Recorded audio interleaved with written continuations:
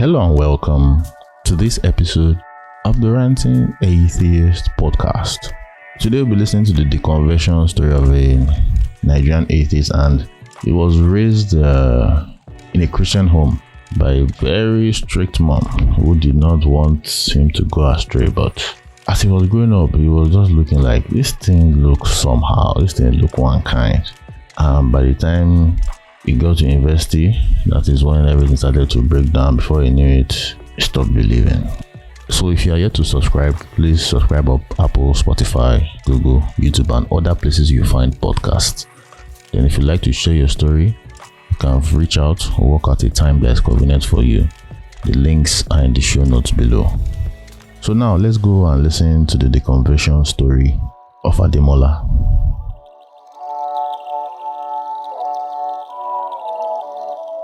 Hello Ademola, and you're welcome to Story of an Atheist. How you doing now? I'm good, Ranting. I'm actually good. It's great to have you here. Thank you for coming on. You're welcome. Yeah, so how is life? How have you been surviving Nigeria now?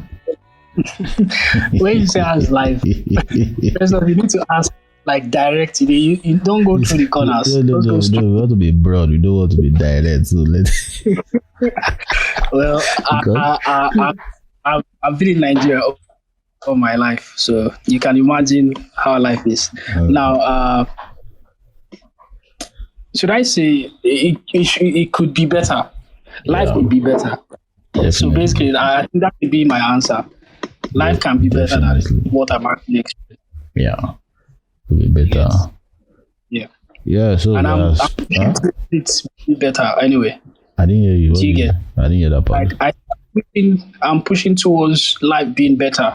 Correct. Correct. This makes sense. So we are speaking with Ademola that lives in Nigeria. What else would you like to share with us? Are you a Gen Z? Are you a millennial? Are you a Balagbi? What do you do for a living? Have they taken you off the market, or are you a single Pringle? That kind of thing. All right. So actually, I think Ranting rightly said, my name is Ademola, and I'm a millennial. I was born in 1992, so I'm about my 31st 80 years. Now we do. If you want to be exact, so that's my age. Okay. And I work as a technical engineer in one of maybe the top technological brands that we have existing at the moment. Nice. And what else? Have they snatched you? Am I single? So am I single? Actually, at the moment, I'm not. But, I think I'm still open. I mean, sort of like an open relationship, and it's not really as strong as I want it to. So I'm still open. So I'm actually in a relationship, but in an open relationship where I could maybe meet new people and have fun. Cool. Yeah, I hardly meet such people. Nigerians are too stuck up for such relationships. Yes, now. Well, yeah, basically yes. They will be in a conventional relationship and be tricking head outside. That's the standard. Okay, cheating. Oh, they go. All of them. Everybody turn to multiplexer. The multiplex and the multiplex, bro. Yeah, there is multi there. Yeah. You don't know now you did one relationship. You don't say they share with 5 other people. You get so many points where they connect. From 1 to 3 and 3 to 1. Your boo na ISP, you don't know. Now hope. I mean, I route ourselves. We get so many points. Don't be small router as a. So Ademola, when it comes to this religious power, what do you identify as? Is it an atheist, agnostic, irreligious, or you don't do labels at all?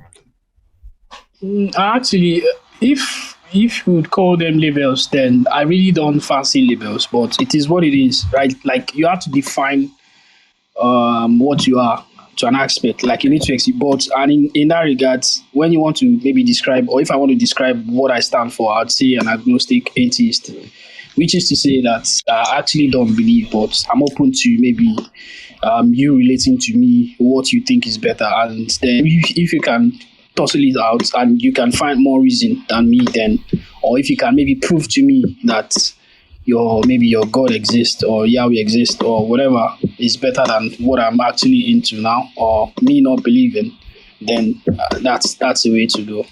Okay. So I'm actually very okay. So yeah. have you had the experience of when like a atheist or an agnostic is trying to snatch the atheist label from you, saying that the fact that you are open, it means you are agnostic, you're not an atheist? Because I'm always like, do you understand words have meanings for a reason? There's a reason why words are defined. Agnosticism and atheism answer two different questions. Of course. So make no mistake, right? In the grand scale of things, like I'll literally stand as an atheist. Now, the reason why agnostic is there is just to define my level of maybe my understanding, the kind of person I am, and what I'm open to. Like I'm open to. So I'm not like a bigot. Like I'm not saying like maybe some things cannot be related, but then like from what I know and from my understanding, there's no religion, or there's no, like, should I say, there's no God to believe in. So basically that sums it up. So make no mistake, the God claims it's not something you can actually, maybe that's what I'm saying. The ground is open. When I say the ground is open, it does not mean that I would allow you maybe speak or say something that you can't prove. You can't prove, like, or you can't maybe lay more definitions to, or have like maybe a resource to understand. Yeah, you have to come with something very tangible, and if you cannot, then and I think anyone comes close from my understanding. Me, I always say that every atheist is agnostic to a certain degree, and most agnostics are atheists.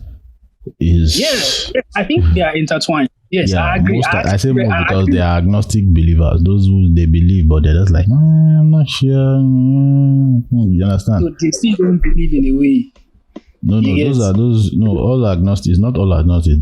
They are still agnostics that believe. They are not just firm on the belief.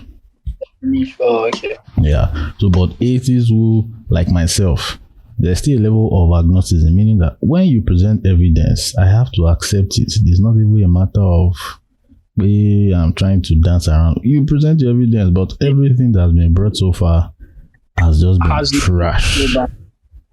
Bullshit. I mean, you getting to prove like a book using that same book, like it doesn't make sense. Do you understand? Because the Bible said so. The Bible being under the shower and you are in a pool, like I don't know how to describe it. It's like you just pouring water on your own head while it is raining. So it doesn't make sense. At all. Do you get? Yeah. At all, don't make sense.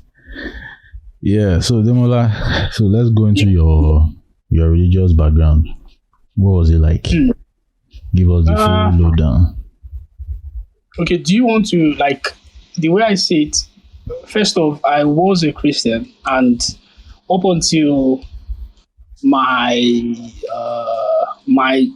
university days, like I think in my 300 to 400 level, yes, my university days, I think that was when I detached in such a way that I became agnostic. Not like I became an atheist like right away. I was an agnostic for like a lengthy period of time, for about a year or two, before I was like, I don't think I can deal with. Okay. What they are giving me is elevator pitch. What we want is the expanded version, like your experience during your time of belief, right from childhood that you remember. So the way it usually goes when I ask people this question, the way they answer it is they share what their parents' religious background was like, how it now influenced them, then what was the intensity to the degree of their beliefs, different experiences in the places of worship, the experiences as a result of the religion that they had. Those are the things they will share. Then before they now get to the point where they will not like looking at it suspicious, like something wrong somewhere before the crack happened and everything. Now, and that's this. That's it. So okay, let me start. Let me start from the beginning. Yeah. All right. So I was born to a single mom. So I was born to a single mom. So I didn't get to know, like, I actually lived with her all through my younger years. From the age of, let's say, 1, I lost my dad when I was 1, so I didn't get to know. I don't know how my dad looked. I just have his picture to look at. So that's one side. So that's me just explaining how I grew up, like the foundation of how I grew up. So I grew up with just my mom, and my mom is like a hard worker. Like, she goes to work basically from Monday to Saturday, and she comes home literally around 8 or thereabouts. This is like a default. So when we were young, we used to go to our friend's place. Like, our friend basically does the same job that she did, and but the friend had a husband, and the friend had like a house, like a sister that is well grown up, like basically has more age on her side. Like, basically she was in let's say 18 or 16 or thereabout, but she's older than us. We're just maybe 4, 5, 6, 7, 8 or thereabout. So basically, so that the trend was we used to go there, so we had leeway to play around, to mix around, to get to know, like, you understand, the normal child's adventure, to play and do some sort of thing. So after that, after a while,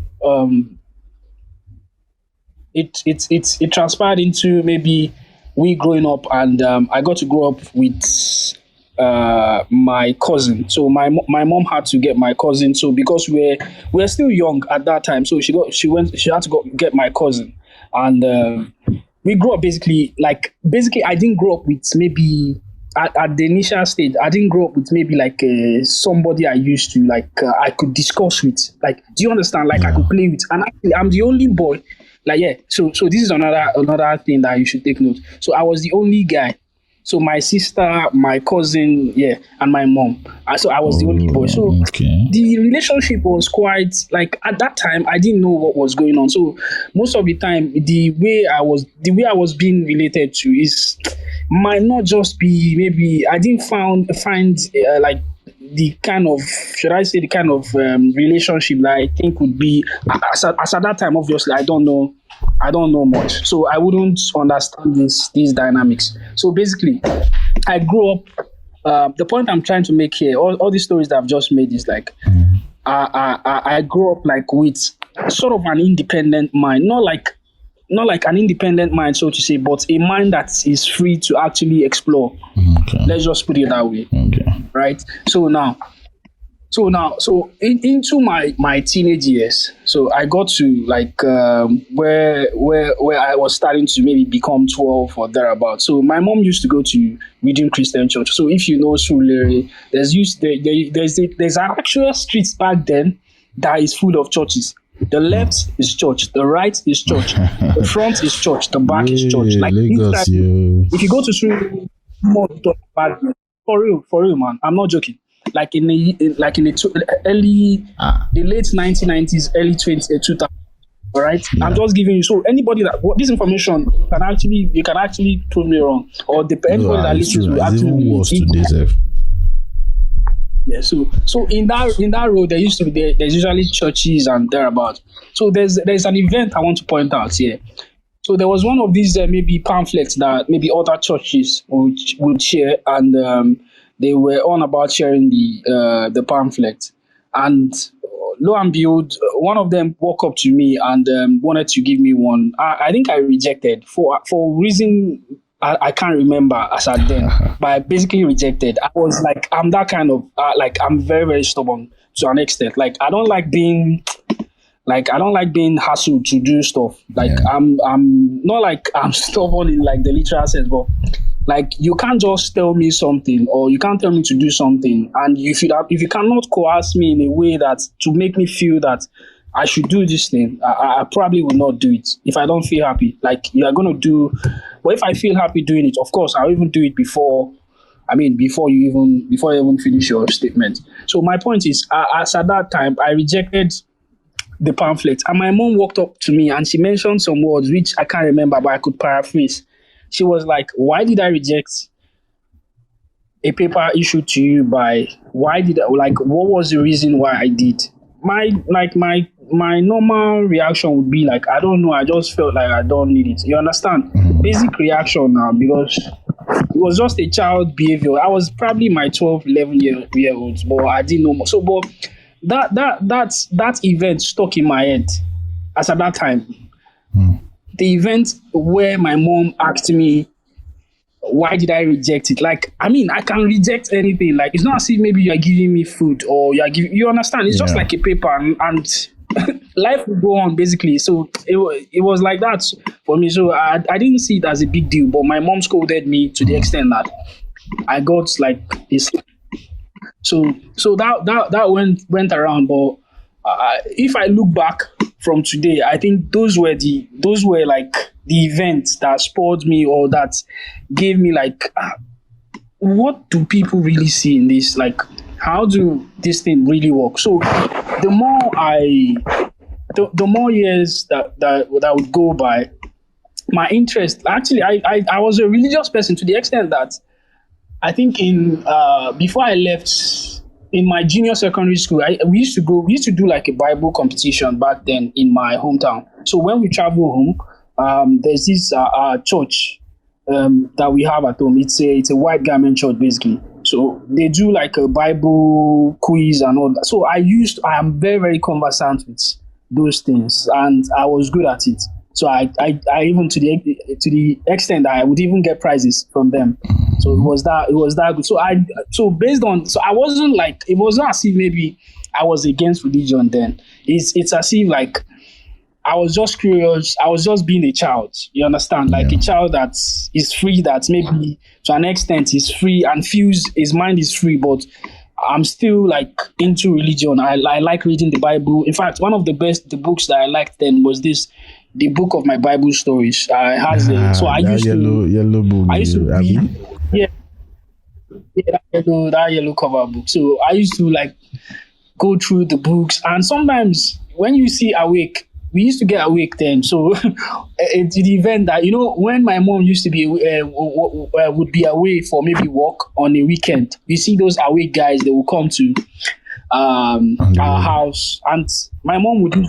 Yeah, no, not on the road. Literally at our door, like our doorsteps, like literally, like they come knock to your door and you'd allow them enter. So now, sometimes because of my mom wants us to be like indoor. She doesn't want us to be like playing around or maybe mix with. You understand? Yeah. So she wants us in a way whereby we don't get to mix up with bad children, or we don't, because she's away. So she looks for every means to engage us, including the maybe the preaching or the awake. So the fear would be that if maybe someone from the deeper life angle comes to maybe preach, and maybe the neighbor hears that we send the awake person, someone could snitch on us and we'll get dealt with. My mom has the iron hand, like for real, literally. Like my mom is a very, very tough person. I see her as a man and as a woman at the same time. So I don't know how she does it, but she's a very, very strict person. But she's as well, being strict, she's a very, very nice person as well. So that complements or does it all. So onwards to the point where I became a teenager. And now in my junior secondary school, towards that time, I was with she used to allow me to maybe meet there's this pastor friend. He goes to Deeper Life then. So he's actually a teacher as well. So, and I found it fun playing with him most of the time, because he indulges me in questions. Like, for instance, I could have maybe school questions and assignments, and he would get to help me literally. Like, then it will go down to maybe some abstract questions and normal real life questions, like real world scenarios. You understand? Yeah. But it got to a point where I realized something while asking him questions. This is, I think, by my age, we should be around 13 to about 15 or thereabouts. You understand? So Yeah. at my age, I was getting towards maybe the higher teenage angle of things. So I could ask more difficult questions. And whenever he tries to answer, when he gives me a wrong answer and I can detect it, I would ask him another question. So to the point that it is very difficult for him to lie. This person is a pastor, bear in mind. It is very difficult for him to lie. It is very difficult for him to... So you understand? Yeah. You understand what I'm saying? So Yeah. it got to the point where I realized, from what I'm asking him, I realized there are two things. It is either he doesn't know the answer, or he doesn't want to tell me, or there's actually more to it. So there are so many. So I was exposed to being curious. Like I think is if I'm to say maybe one of the foundations of my curiosity, where it began, I think is by asking questions from this person. From his name is Mr. Sunday, by the way, and I think for wherever he is, I hope he's doing fine. So where I'm driving at is that point opened the portal for me to be able to maybe question a lot of things. It could be maybe academic things. It could be anything, basically anything. Like you can't just tell me stuff and I cannot question it. Like to the extent that I could ask my mom questions that she would be like, "Come on, I mean, why are you asking me?" You understand? So it got to that point. So people don't enjoy having maybe real conversations with me, and I became sort of like more or less like a loner at the point. You get? So I retracted from people a little bit. I think I retracted from people a little, but I was still close. But I became much more like I tried to find the answer myself. Do you get it? Yeah. Like I tried to maybe research. Then, fortunately for me, I had my mom bought phone for us, and to the point that my uncle also bought. I think there was one time the Express Music came out. So I was one of those that. Yeah, that was one of my birthday gifts. So I got the Express Music when it was doing. I think it was about 25,000 then. I can't remember the price, but myself, my sister, and my cousin, we got one each. So it was like a birthday gift then. So I could browse. Do you get it? Yeah. I could search for so many things. I could do so many things. So basically, I got open to the idea that questions can be answered, even questions that people do not know. So, but that does not mean I wasn't religious. I was still religious as F. Like I would still go to church with my mom. Like even if I don't like church myself, like my mom, like literally not like I don't like church, but the environment seems like is forced sometimes, because when I go to church and I stay there for like maybe I go to church around 8. All right, we do the first like this what's it called? There's this learning, this teaching. Is it like Sunday school? Yes, Sunday school. Yes, you do Sunday school. Now redeem you good, but now redeem setting me down. Now, yeah, redeem. That's what I tell you. That's my foundation now. Like I'm just telling you. So I went to redeem. Like it's just that my paternal side, maybe they were maybe white garment, but I didn't leave my so I wasn't too knowledgeable about their mode of worship.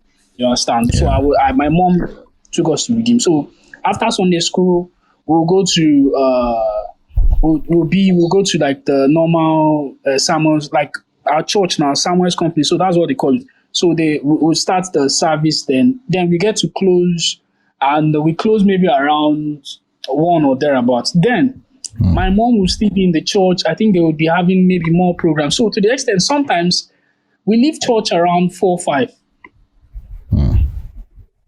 Now, the idea is not sometimes to the extent that meal, because before we leave, most of the time we do prepare food, and I make sure I eat because I don't know what's coming. Yeah.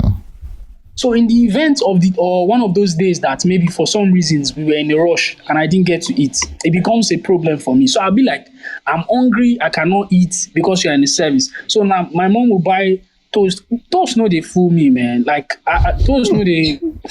They fool me. So I'll just eat it, but it will hold belly to an extent. So it will be okay to an extent. So, but my mom will buy toast. So just to maybe make us feel like, get something into our stomach. Then we would finish the worship. Then we'll go back home and eat. But the main thing there is, I'm not even concerned about the food. It's the food, or maybe not eating. The major problem I have is being at that place for so long without doing nothing. In my younger years, yes. So now, let me just fast forward back. I think my story has been back and forth, but I think it is a little bit. It's not easy remembering also. Yeah, you can picture. So now fast forward to when I went to the uni. So I went to one of a religious university actually. So it's a 7-day university, and it's located in Ogun. And it's located in Ogun State. Okay, so we know that. Do the mass. So you know exactly. Yeah. So I went to. So I think this is the defining factor. So first off, before even going to 7-day, I didn't know the worship. Like before my my interview or my exams in the school, right? Yeah. I did not know that there are some people that worship. I don't know how it skipped me, but I did not know. Yeah, no, there are some people on Saturday, so I didn't know that. So the day I went for my interview and my exams, I did it. So after the interview, the question that stuck to me till today was, do you worship on Saturdays? When do you worship? What church do you go to? So I'm like, am I going to a monastery or am I becoming a monk? Because as at then, I was so like, I'm looking at, because I had two choices. It's either I went to this other one it's not a religious university, but I think it should be owned by a religious person, Caleb. Okay. Back then, it's for me to pick either of those. So now, but I opted for the other one because that other one seemed more like they had more history and it had more, should I say, more Caleb structures. Was still new back then. Yeah, it was still new. So you can imagine why my choice was my choice. So I went to the other one. So that stuck to me at that point. But then I didn't really care so much. But now the worship was one thing that I was so new to. We worship on Sundays. On Saturdays. Saturdays morning and evenings. So now my usual worship with my mom would be Sunday, Wednesday, and I think sometimes on Tuesdays. Now, when we go to church on Sunday morning, we don't go in the evening because we would want to maybe refresh for the week. Now, sometimes when we go on maybe Tuesday, I think digging deep, one of those, we go for normal. It doesn't take too long. We just go for normal preaching. And sometimes I think the digging deep part is one of the most relatable sessions of RCCG that gets me to learn about maybe the Bible and maybe the teaching itself. So sometimes they do a very good job at trying to explain what the Bible is. And the Wednesday, maybe praise and worship and maybe praise. You understand? So basically, I had the idea. So it's a different ball game when you go to the Adventist side of things. So now, they basically don't. It's not as bubbly. Not like they don't have drums, but it's not as bubbly. It's a little bit more toned down. Yeah, hymn now. It's a little bit more toned down. So the idea of worship doesn't jive me. It doesn't make me feel aroused by maybe the synergy or whatever. It doesn't make me feel like the mood when you get to maybe when you're in worship, like that emotional state that you get to. Yeah, so it doesn't give me that idea. It doesn't move me. So I was to a point, I think I got used to the worship. So and to a very reasonable degree, I came to like their kind of worship as well. So I actually fancied it because of the way they would talk about the people in the Bible and try to differentiate structure down what the Bible and what the message was they were passing. So I came to like it at the point, and at the same time, I came to like it because at maybe the event, the worships, I get to see maybe people that maybe people I was crushing on, or people. Yeah. So people I was crushing on and what have you, and something like that. Or basically my friends that maybe in another department that I knew or that I've known, or we are roommates or something. Like you get to bond more basically. So it was quite fun to an aspect. So that went on and on and on and on. So in my 200 level, I think this is actually where the question, or this is actually where there was a dent. There was a dent in my points. It was in 200 level, and there was a lecturer. I can't remember his name. He asked a simple question, basically. How are you sure your mom is actually your mom? Like everybody answered, yes, my mom is my mom. Philosophy, blah blah blah. Everybody philosophy class. Philosophy. Yes, it's a philosophy class. He asked questions. I can't forget that day. I can't. So he asked the question, why? So everybody was like, yes, my mom is my mom because they gave birth to me and they are taking. You understand those kind of bleak. So the man now said, he's not saying we are wrong, and he's not saying that we are right. But here's the thing: what if you were switched at birth? Yeah. It dawned on me at that moment that this guy is heading towards somewhere, and I don't think he's wrong in particular, and I also do not think he's right, and I think he has a perfect answer to that. So it was a dent, and it was me understanding that sometimes you don't have answers to questions, and it is okay for you to admit that you do not have answers to them, and it is okay to keep finding. You get it? It is perfectly fine to not know, but to try to know, it's also a good thing. You understand? So basically, that was the leeway for me. But then, I didn't relate it to maybe the religion aspect. You understand? I didn't relate it. I was just thinking about it in a philosophical way, like. Okay. You understand? Yeah. So, but during that time, like maybe months and maybe a year after my 300 level, I think I had a roommate that was like a pastor, sort of. Mm-hmm. So he would go to chapel, and you understand, one of those people that go to chapel and they will come back. You will now they will now make you feel as if maybe you are like an antichrist, or you are like. Yeah, basically I was being called one of my, although that was not my roommate, like a friend I usually play, like we play around, like we talk, like we could say anything to ourselves, like we could call ourselves the B word, and we could say, you know how kids, young teenagers are, like we could say a lot of things, nasty things. So to the point that there was one, I don't know what the discussion we were having. So he now said, for me to have this mindset, it means that I'm antichrist. I think that thing is religious based. So I was like in a standpoint where I wasn't tilting towards the religious angle. I was like the only person that was like, nah, I don't think this is actually it. You understand? So it's just the curious angle. So now this fast forward. So this my roommate would come when he comes back from worship. Me, I would not go to worship. We got to a point that I think I started to recede. Like if I was going to maybe worship for maybe all of the time, I started to go maybe out of maybe 5 times in a week. I'll start to go maybe like 4. Then you start reducing to like 3. Start reducing to like 1 until I don't go. Like I really literally don't go to any worship. Literally, like. It got to that point.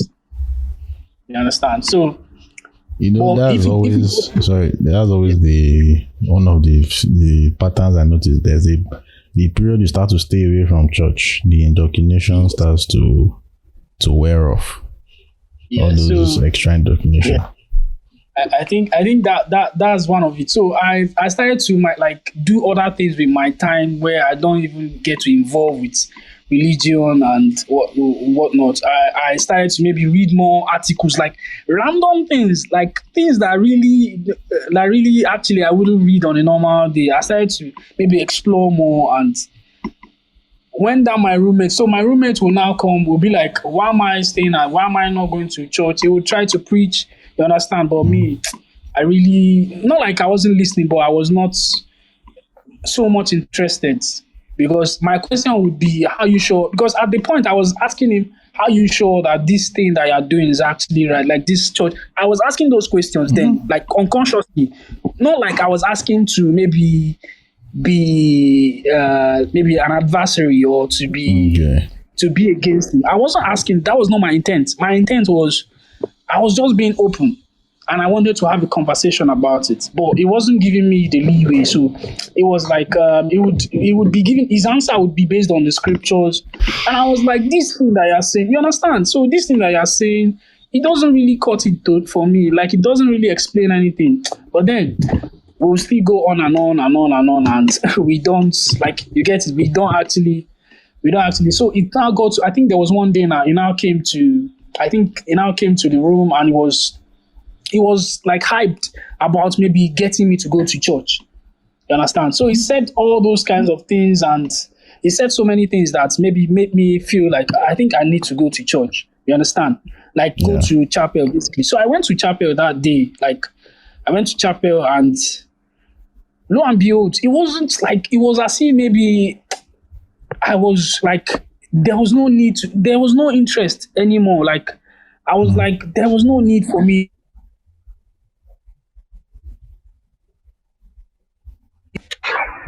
There was no need for me to continue in that process. So, but now the next point was when he was sort of like maybe attacking me that I don't go to church, because when I went to church, I told him that there's no need. I've actually been there, and I'm not saying you should not go, but I don't think I'm like there's nothing like basically there's like those are like the kind of ideas or the kind of mindset that I had. Like there's no reason for me to continue. But you know all these things.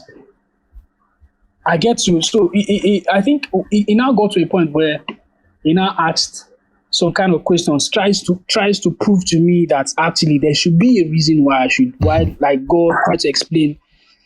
So he tried to explain, read the scriptures. So I would find faults. I would find faults in maybe Deuteronomy. So I'll find faults in maybe just the creation story, and he would not have any answer.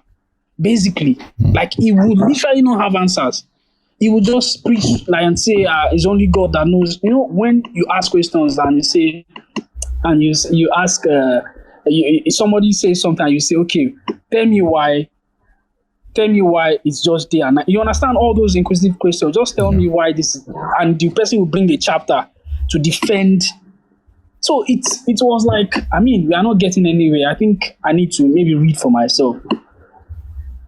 So lo and behold, I had the opportunity. So I in my free time, I like reading, honestly, in my very free time. And if I'm interested in maybe debunking, especially if somebody tries to prove, I'm the kind of person like, maybe if you are arguing now, yes, if you're arguing and you have a point and I'm looking for a rebuttal, I could literally do anything by reading and trying to resource for an answer to just combat you. Like literally, I'm not even doing it in some cases, I will not even do it because I want to. I'm just doing it so that I want to let you know that this is actually a different angle and you should see that part. So in that light, I would read the Bible, and lo and behold, when you read the Bible in an age where you understand the concept of one or two things, you are not reading it as a story anymore. You are reading it to understand what really happened or what transpired.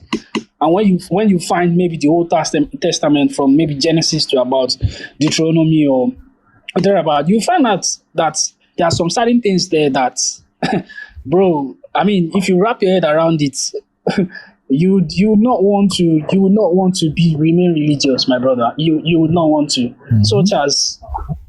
Such as I think there was a part where when you talk about what's it called? In the beginning, and all those stories where they said that, hold on, let me try to remember. When they say Adam and Eve. So me, I'm of the question whether I'll ask my roommate then that what actually happened when there is just a male and a female. Like what happened? Where did maybe Cain and Abel come from? Where did you understand? You know all those kind of questions. Yeah. So those questions you can't not fly around those questions. Do you understand? It's a basic ass question, as simple as it is.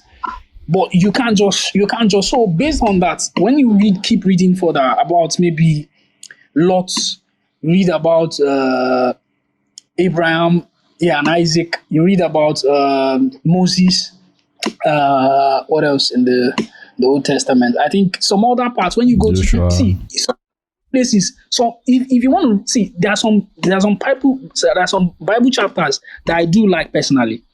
When it comes to Ecclesiastics, I like that, and I think people could relate why I like those chapters.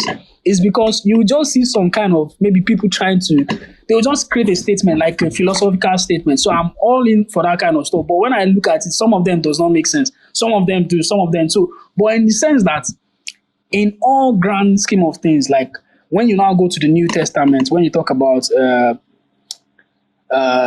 Matthew, Mark, Luke, and John, when you try to read the story of Jesus, you find out that there are discrepancies, like there are contradictions. When you read about maybe so when you basically, if you can do your math, if you go ahead to read the Bible for what it is, like a book, then you find out all these things. They are all there. But what I think overshadowed those things would be the emotions, and would be the idea that the indoctrinated part of things. I think those are the things that help push maybe religion more into maybe light, and maybe the PR does this thing. So that was how I actually changed. So lastly, I actually, when I started to question my roommate,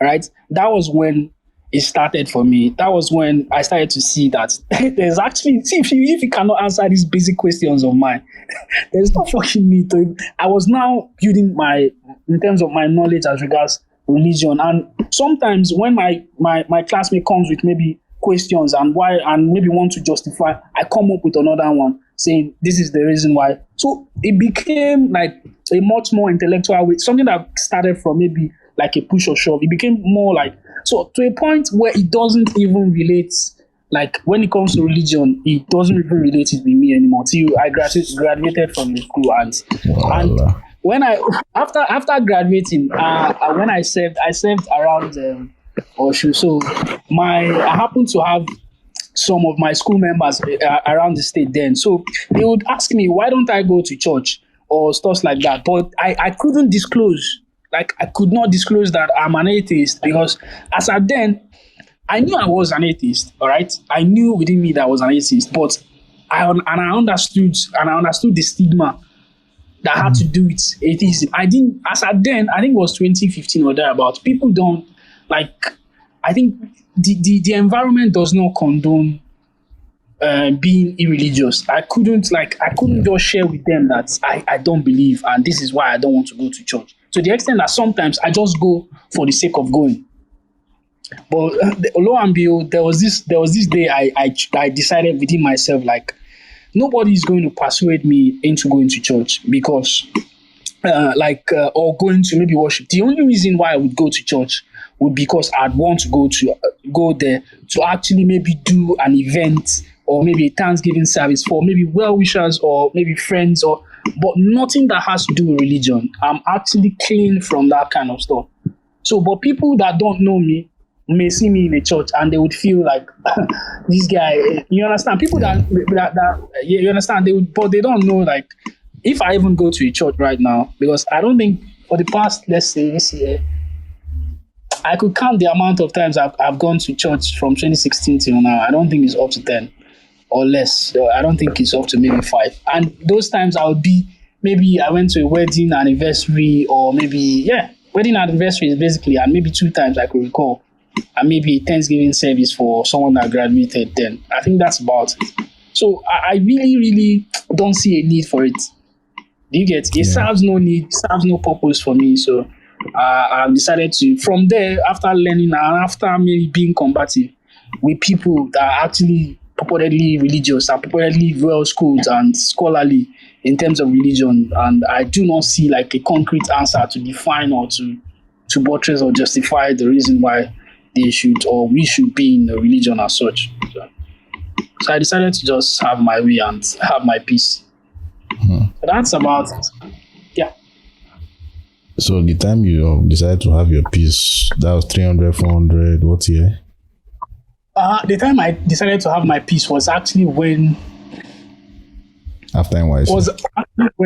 Was actually in my, I think, 400 level. That was when I was like, nah. When I actually got in deep conversations with my roommate, and I could see it in his countenance, in his defense, in him to maybe look for a way to justify whatever questions or whatever. I could ask questions like, why is God wicked? All those kind of stuff. And it will start from there. I would ask him like a plain question. I wouldn't let him know that we are going there, but we are actually going there. You understand? So I could ask like a plain ask question, then I would twist it towards a religious aspect just for me to hear what he would say. Then I will not.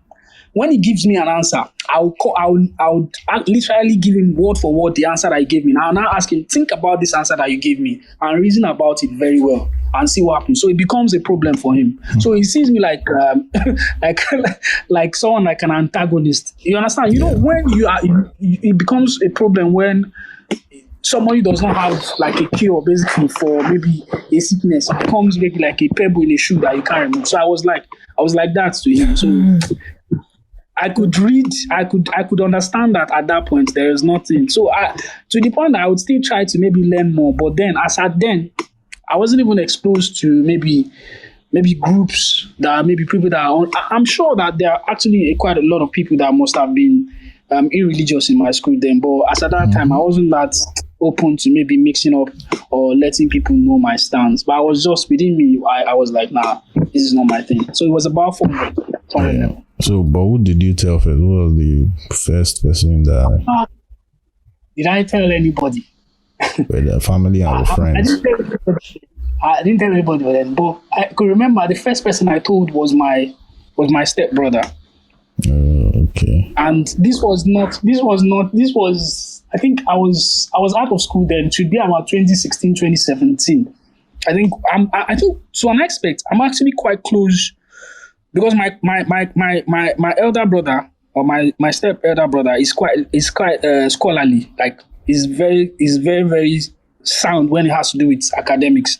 So I thought this is the person that I could maybe relate to, and lo and behold, I think he understood, because in as much as I told him my stance as regards not being religious, he never told anybody.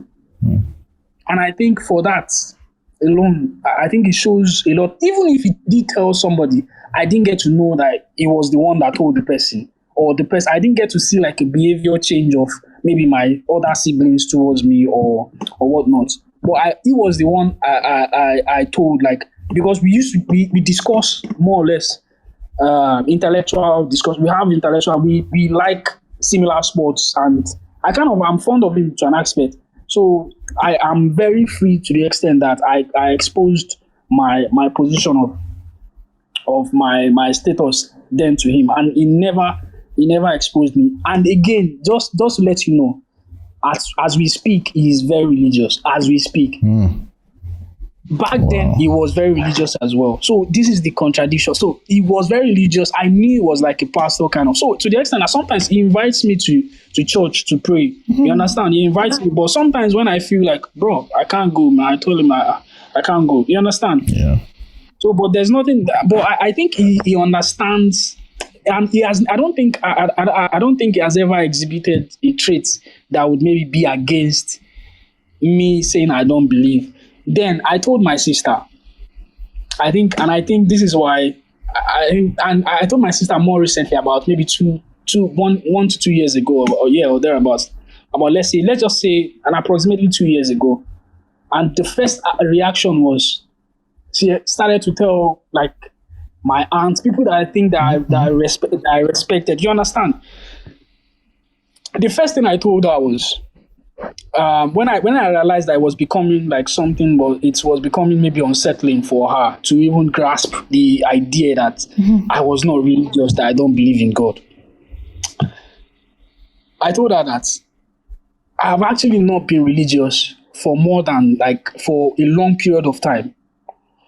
But do you think, like I asked, do you think that it has changed anything, like my behavior? Do you think I'm more wicked in my? So that question was, I think that was the question that made her a little bit calmer.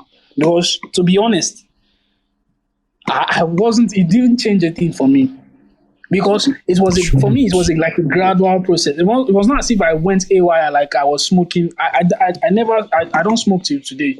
All right, it's not as if I was doing something. You understand? It's not as if maybe because I felt like I was not going to be punished or it didn't change a thing.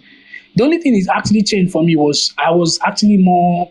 I really don't give a fuck these days. Like, sorry for using the F word. I really don't. It's welcome, man. I really don't like. How will I put it? Like, if the push comes to shove, like, I really don't. I don't have time. You understand? Yeah. I define whatever. Yeah, I don't have time. Just I don't have time for maybe things that you feel like. If I see that it's something that I just try to remove my mind. Whatever I think that is bothering me, I try to fix it. And if it doesn't, then I mean, it's easier said than done, of course. But I'm just saying that that's the way my mind is made up these days. So I'm really literally not being maybe more wicked.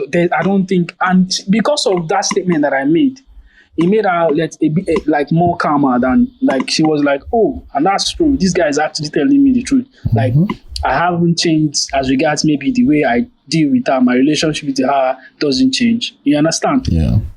So those were the things those were my experience.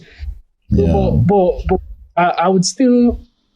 Even till today, my bro, we still meet, we talk normally, and he's very receptive of me. And although I sometimes throw jabs, although not directed at him, but I throw jabs in my WhatsApp, and sometimes I just feel like there's no need for such things. I should just maybe enjoy myself and nice.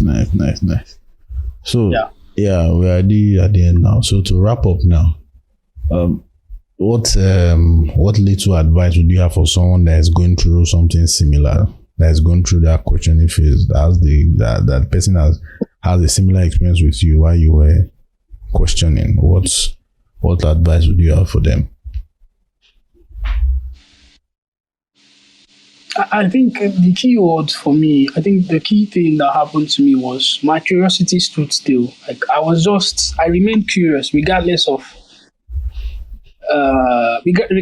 the circumstances, regardless of what people said, regardless of the approach or the kind of combat when people combat me or tell me why I'm not religious or tell me why I'm thinking this way. I think I remained more curious instead of maybe taking their words or taking general words. I try to maybe learn more and try to see maybe more views, like see why people or why this thing, what am I reading? What do I understand by this based on my understanding? Do I have people like that thinks like me, or do I have people that have actually read it and have a separate thought? Do I have basically just be open to knowledge, be open to knowing or to even try to explore, be able to explore and just be open basically. And the other thing I would say to this is, apart from being curious, just know that there is actually, if you are religious, and this is like a shade, all right. If you are religious and maybe you have a God or you have a supreme being that you worship, it's okay, it's fine, but then there's a boundary to it.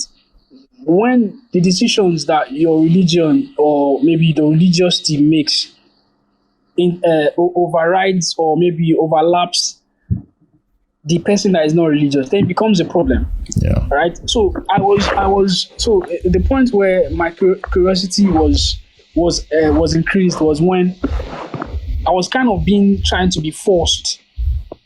So what I add to it, in essence, what I'm saying, be stubborn, stay like, not like negatively stubborn, of course. Stay like, be like, don't just take people's word for it. Try to find your own true answer and your own true meaning. And of course, when you find those meaning, try to relate those meanings with what you have and what is logically obtainable.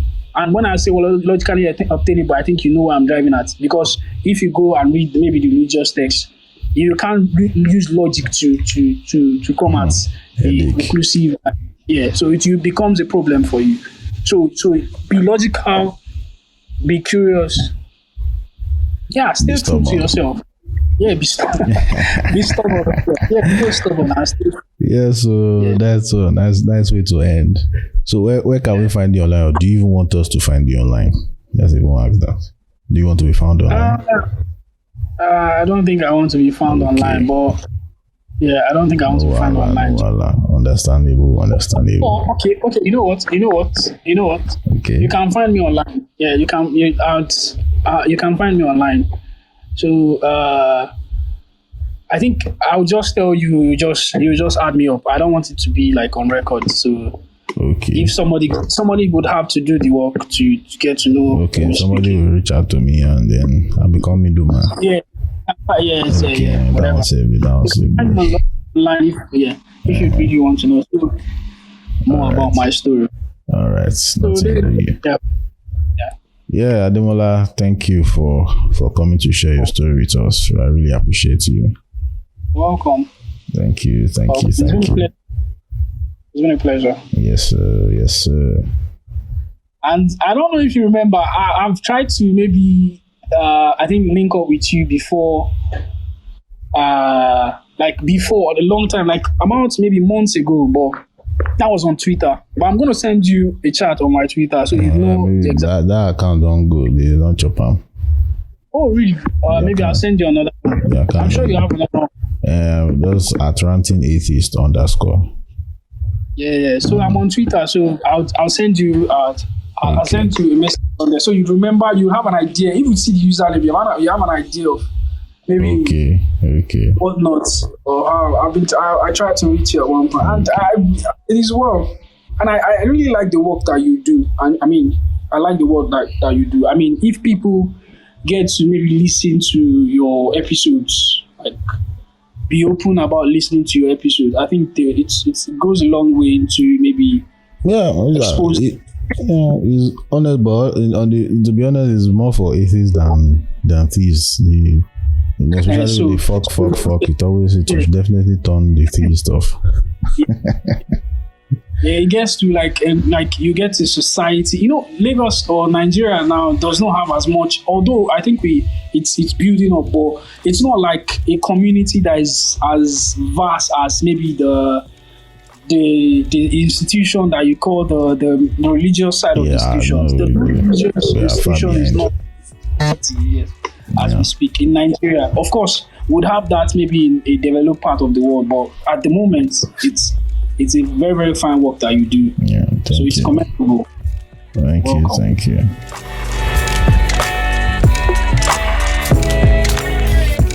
Thank you for listening to this episode. Please subscribe up Apple, Spotify, Google, YouTube, and other places you find podcasts. Then check out the show notes below. If you want to share your story, reach out. We'll work out a time that's convenient for both of us. Have a great week, and I will catch you on the next one.